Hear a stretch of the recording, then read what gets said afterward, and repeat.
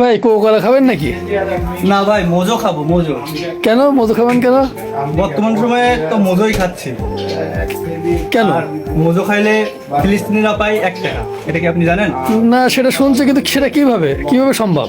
আচ্ছা, এটা আমি আপনাদেরকে দেখিয়ে দিচ্ছি যে কিভাবে মোজো খাইলে 1 টাকা ফিলিস্তিনি পাবে। শুধু খাইলেই পাবে না, কিছু কাজ আছে তার জন্য। এখানে দেখেন একটা স্ক্যানার কোড আছে, কিউআর কোড। জি এই কিউআর কোডটা স্ক্যান করতে হবে আপনার একটা ফোন দিয়ে। আপনার ফোনে যে কোনো একটা কিউআর কোড থাকলেই হবে। আমার ফোনে কিউআর কোড একটা আছে, এটা দিয়ে আমি দেখুন এই যে স্ক্যান করছি।